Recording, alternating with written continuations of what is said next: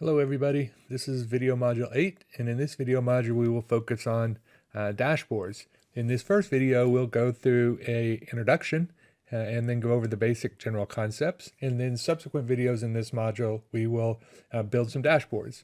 Now unfortunately for you all, I'm pretty new to doing dashboards in Simio, and so there is a lot more that I don't know than that I do know.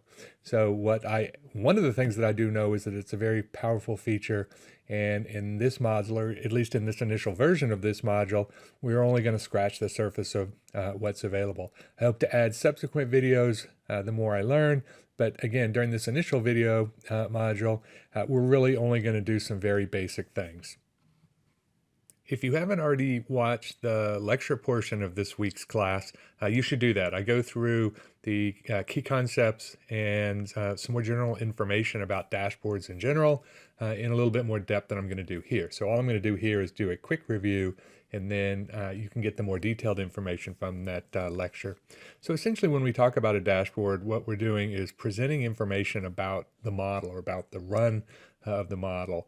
And you can see some of the examples here. We're actually going to build a variant of this one in our next video in this module. And the basic idea is that we're presenting information, and we have several key concepts that we'll focus on. First is this notion of grid type presentation, which we see here, which is a very familiar kind of spreadsheet view. You can see in that this is a screenshot of the ribbon, and so you can see they have two basic types. There's just a standard grid, and then there's a pivot grid. There are a number of visualizations, charts, pies, gauges, and so on, and there are a whole lot of them. Once again, we're only going to scratch the surface in this module. We're going to do some charts and some pies, and that's about it. Then the next key concept is the notion of data sources. So what are the sources of data that go into the dashboards? Calculated fields, filtering, and then finally interactivity. The data sources, the data for Simio dashboards come from two basic categories of sources. One is the log that are kept by Simio, and secondly, the data tables that are user defined. And so one important thing that we're going to see with logs is that you have to make sure that you have enabled logging.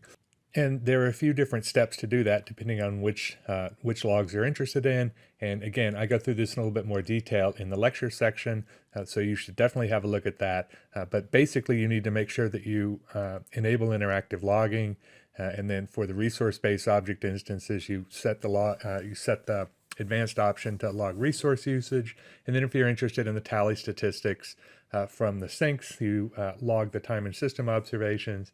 And then for material elements and state statistics, you need to set the corresponding elements to log those values.